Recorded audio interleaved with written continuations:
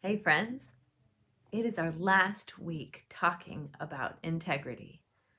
We've learned a lot about it, about how having integrity is being the same on the inside as on the outside. Integrity means doing the right thing even when nobody is watching. Integrity means saying something when it's necessary to do the right thing. And our book today has a character who is placed in a situation where he has to decide if he's going to have integrity or not. And really, that's where integrity shows up the most. It shows up when we're placed in a position of having to make a decision. Are we going to be who we really are? Are we going to do the right thing? Are we going to say something? Maybe you have a time in your life when you have had to choose integrity. Can you think of a time? Just take a second. And if you can think of a time that you've had to choose integrity, put your finger on your nose. Maybe you haven't had to make that choice yet. But if you've put your finger on your nose, or if you've seen somebody in your classroom put their finger on their nose, I want you to ask that person about that later on in our lesson. Before we share our own stories of integrity, we're going to learn about a boy named Walter and how he had the opportunity to choose integrity today. Join me as I read to you a book called Walter and the Wallet.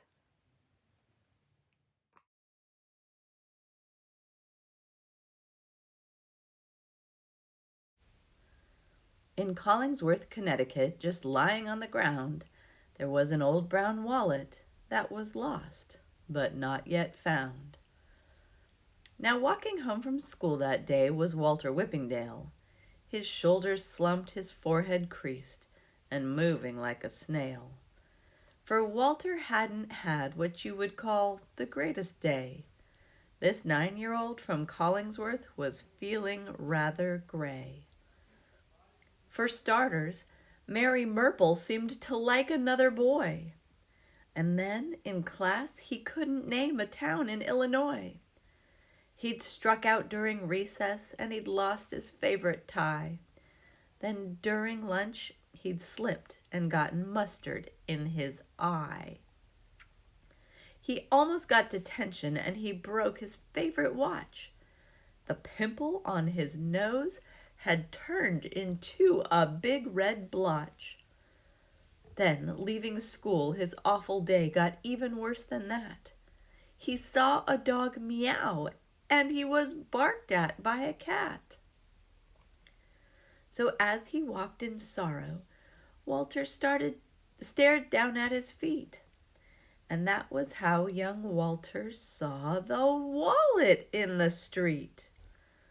At first he was confused by such a strange and shocking sight, but then he looked around him to his left and to his right, and there was no one anywhere, as far as he could see. And Walter thought, could something good be happening to me? He knelt and saw how fat it was and knew within a flash. The old brown wallet at his feet was stuffed with wads of cash, with 10s and 20s bursting out and 50s in between.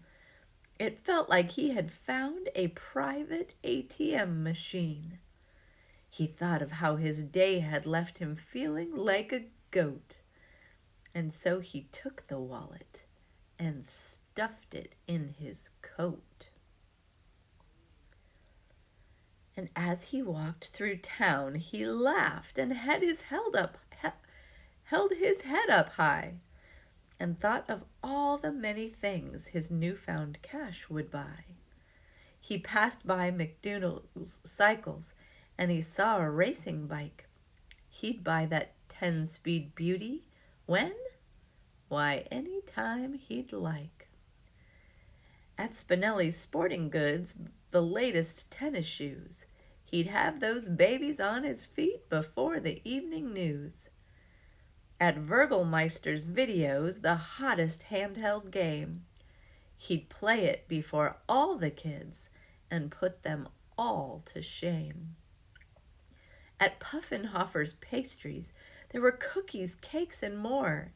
He'd have a taste of every yummy pastry in the store. A rollerblader zipped on by, so Walter did declare, "Now that I'm rich, I might as well go get myself a pair." He'd buy up everything he saw, for after all he could. And then, despite the day he had, young Walter would feel good. While looking for the next thing that he'd purchase with his dough, he saw a man across the street whose head was hanging low. The man was nearly crying as he spoke to the police. His clothes and shoes and hands were all a mess of mud and grease. Now Walter, he grew curious. Why was this man so sad? And so he crossed the street to hear what made the man feel bad. "I really need to find it. I just have to get it back. I've crawled in every corner and I've searched in every crack. That's why I look so muddy," said the old man with a frown. "It had my monthly wages. It was old and it was brown." And right then Walter realized what the old man couldn't find. The bike, the blades, the tennis shoes went racing through his mind. He reached into his coat and he touched the money crisp and dry and thought of just how good he'd felt with all that it would buy. He cleared his throat, then cleared his mind, and instantly he knew, with zero hesitation, just exactly what to do. "Excuse me, sir. I think it's good your path and mine have crossed, for I believe I've found the very wallet that you lost." And Walter pulled the wallet out and gave it to the man, who was so stunned he nearly fell into a garbage can. "My wallet! Oh, you've found it. You have truly saved my life. I'll pay my rent, I'll pay the bills, and won't upset my wife." And then the most surprising, unexpected thing took place, as Walter felt a giant smile grow upon his face. He didn't need the handheld game. He didn't need the bike. For now he knew what truly feeling happiness was like. He'd helped a perfect stranger, and it turned his day around. So feeling great, he turned to leave, but then he heard a sound. "Is that you, Walter Whippingdale?" a tiny voice inquired. And then the most amazing thing in Walter's life transpired. For out stepped Mary Murple from behind the wallet guy. "You saved my dad. I love you," Mary shouted with a cry. And so an old brown wallet did determine Walter's fate. And that's how fast the worst of days can go from grim to great. Walter had a couple of times in the story where he had to choose whether he was going to show integrity or not, didn't he? The first time was when? Was when he found the wallet, right? Hold your hand up like this for me. And if you think that he showed integrity the first time he found the wallet, give me a thumbs up. If you think, not so much, you could move your thumb down the integrity meter.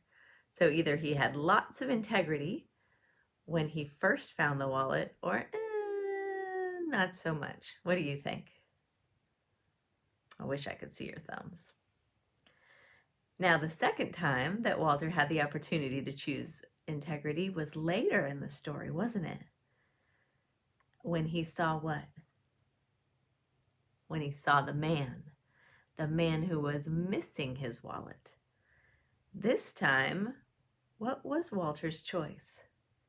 Did he choose integrity or not so much?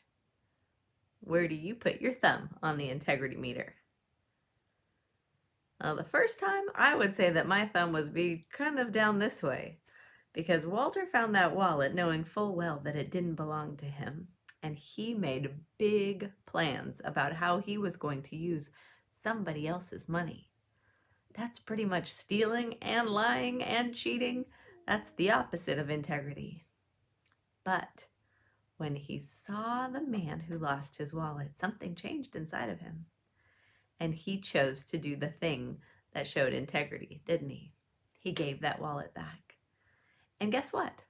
When he chose integrity, what happened to his day? It got a lot better, didn't it? Well, today, we're not going to draw Walter, and we're not going to draw a wallet, but what we are going to do is create a scene where we get to imagine what we would do if we found something in the street. So I'm going to teach you a fun little trick called 1-point perspective. And you see this street right here? You see how it looks like it's going away from us, like we're walking down the street? Well, on our street, you're going to get to choose to draw something that might make you pause and have to decide whether or not to have integrity. So the first thing I'm going to do is I'm going to teach you how to this cool little trick for drawing a street that looks almost 3D, like we're actually walking down a street somewhere. And then I'm going to give you a chance to draw something that maybe you could imagine finding in the street. Some things that I thought of were finding somebody's phone or somebody's kitten or somebody's money, things that might be tempting to use for my own good. But then I want you to imagine, what would you do if you found something like that? So first we're going to draw, then we're going to draw some more, and we're going to imagine and talk with our neighbor a little bit as we do. What you need for this particular lesson is obviously your journal and a pencil and an eraser, and you need a straight edge, and you could use a ruler, or you could do like I did. I just folded a big piece of paper a few times to get a nice straight edge. And then something to color with. I chose some colored pencils. So go grab your supplies and join me to draw together. All right. So you're going to go ahead and turn your journal page so that it is horizontal or landscape going across the side, just like this. And we're going to start this little tricky drawing by making an X from this corner down to this corner, and from this corner down to this corner. Now you can do that freehand if you want, but it works really well. You'll notice that I just took a piece of scratch paper, like a big piece of printer paper. You could maybe use an old piece of homework or something if you don't have a ruler. And I folded it in half once and folded it in half again, and it gave me a nice straight edge. You can also tell that Mrs. Brick has a lot of art supplies all over my table, and I might get some of those things on my drawing, and that's okay. So I'm going to line up this bottom corner with the edge of my straight edge, and then it's going to kind of touch the spiral up there, and very lightly with your pencil, just go ahead and make a line diagonally like that. We're going to do the same thing over here. Line up the edge with the corner, come up like this. This does not have to be perfect. And we'll draw another diagonal like that. And then where those two lines meet, I'm going to take my straight edge again. And this time, instead of going diagonal, I am going to go horizontally or perpendicular or parallel. That means going in the same direction as the top and bottom of my page. I'm going to just draw a line across the middle like that. That kind of just looks like a cool star or something, but you can see that what that does is it gives us our 1 point, the place in the distance where all of our lines are going to point us. And you can see I've erased them now, but we're going to use those as guidelines so that everything kind of goes in that direction too.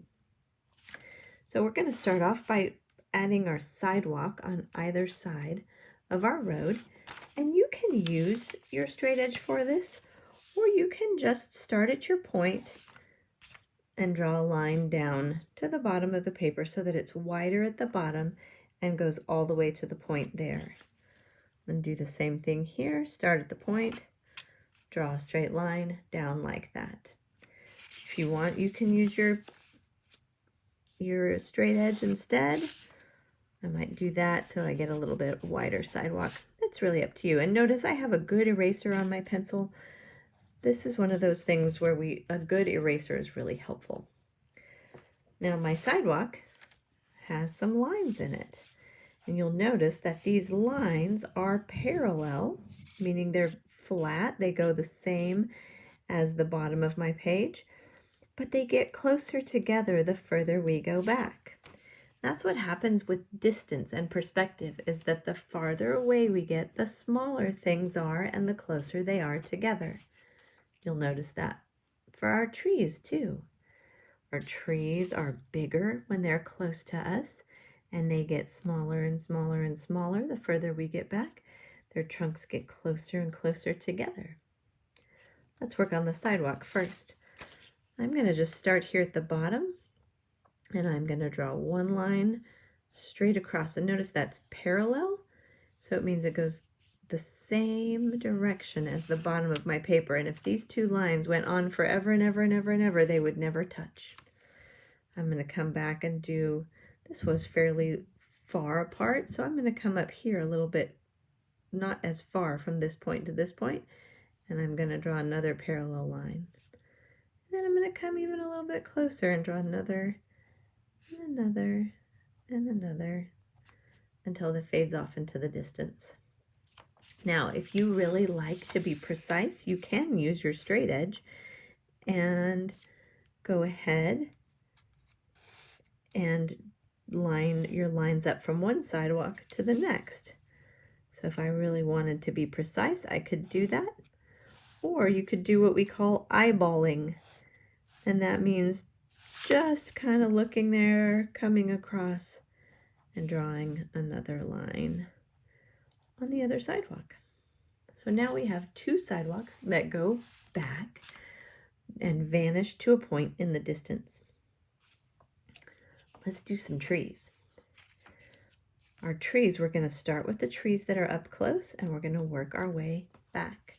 I'm going to start with a trunk, and my trunk is going to come above this horizontal line, and I'm just going to draw straight up and down a trunk. I'm going to give it a little smile at the bottom where it's planted in the ground, and then I'm just going to add some leaves, big bushy leaves, and I'm going to come up to about the top of my guideline there.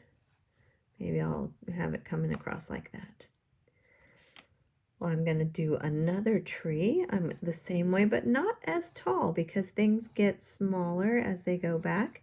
Now this time, my lines are going to be parallel to the side of my, parallel-ish, I would say, to the side of my journal. They're going to come straight up, and I'm going to go ahead and I'm going to add those leaves. Now you'll notice, did I add them in front of this one or behind? That's right, I added them behind because we're going to see this tree first, and it's going to block the view of the other ones. I'm going to do another trunk straight up, make it a little bit smaller, go ahead and add a little bit of the leaves. I might do a couple, and I might even try to do a different shape of tree, maybe more of a pine tree going back, maybe a couple of pine trees, little triangles, and maybe one more little teeny tiny bushy tree all the way back. But now I have this whole row of trees. I'm going to go ahead and take my eraser and fix that trunk there. It's bothering me a little bit. There we go. Now he's happier. Let's do it on this side. Same thing again. If you like to use your ruler, you can, to kind of place that first tree trunk. Get it fairly straight and tall. Make that little smile on the bottom. And I'm going to make this one maybe... No, they don't have to be the same. I don't want my trees exactly the same. So I'm going to make this tree a little bit taller and skinnier. And I think this one's going to have more leaves on the top. Then I'm going to maybe do another one over here. Another tree trunk. Maybe this one's going to be a little bit fluffier. And maybe I'm going to put one of those pine trees on this side. Any kind of tree you like.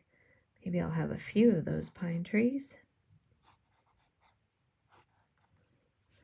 And remember, my trees are getting smaller as they go back. And look at that. We have trees going all the way back. Now, it kind of looks funny with that big line, doesn't it? So here's where our eraser comes in. We're going to erase that horizontal line, that line that's going across there. And we're going to erase our guidelines. We're not going to erase our sidewalk line because we would erase part of our sidewalk. But when we erase that, and then you can go back in and notice that, so I might go above the line just a teensy bit. That's totally fine. Still gives us that same idea. But now I have trees going back off into the distance. I might choose to put a little hill. You could even put a little sunshine in the back there. You could leave it just plain. But there is one tiny little thing that I want you to put there. I want you to put, even if it's really light, I want you to put a question mark. And here's why. Because as we draw the rest of our picture, I want you to imagine yourself walking toward that question mark. You get to choose now what you're going to find in the middle of your road. Are you going to find money? Are you going to find a gift card? Are you going to find a puppy? Are you going to find somebody's car keys? Are you going to find somebody's airplane tickets to take a big trip? Are you going to find somebody's phone or somebody's laptop? What are you going to find in the middle of the road? Whatever it is that you can imagine finding in the middle of the road, I want you to draw that here now. I think for me, this time, I'm going to just draw a bag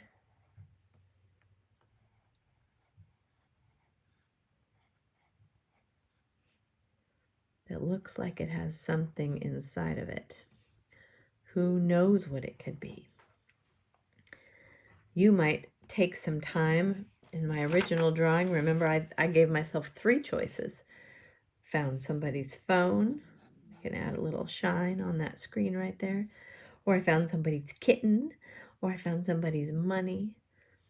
But I want you to pick at least one thing and draw it right there in the middle of your road. If you need to, you can ask your teacher to pause the video for a minute or two while you draw something. It doesn't have to be big or fancy, but just draw something in the middle of the road right there. All right, now, if you needed to pause and you're back, I'm glad you're back with me. This is the last thing I want you to do.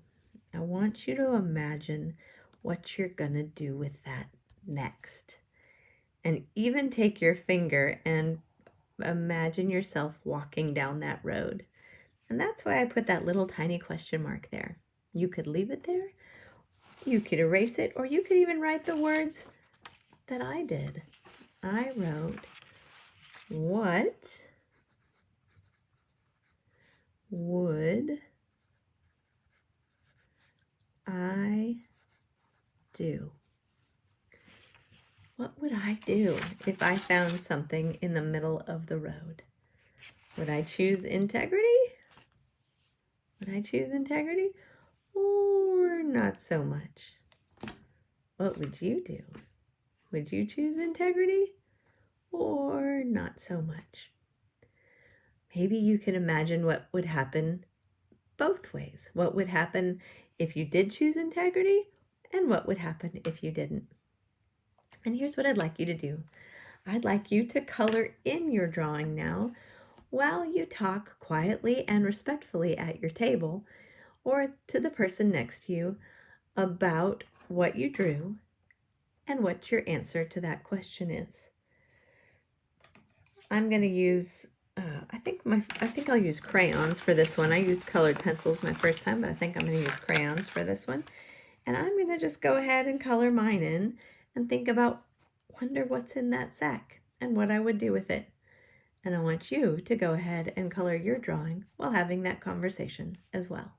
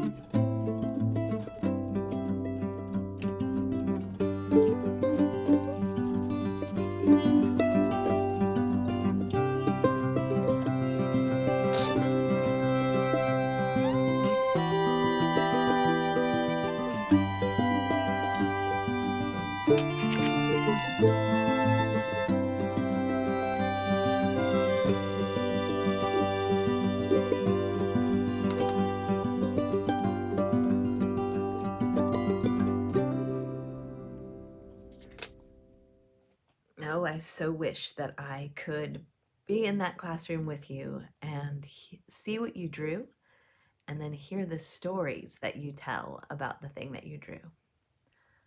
Was it more fun to tell the story about having integrity or not having integrity? Or maybe somewhere in between? I wonder what you chose. Well, someday I will be in the classroom with you and we will get to tell stories and create pictures together. But until then, I'm so thankful that we get to draw together even when we're apart.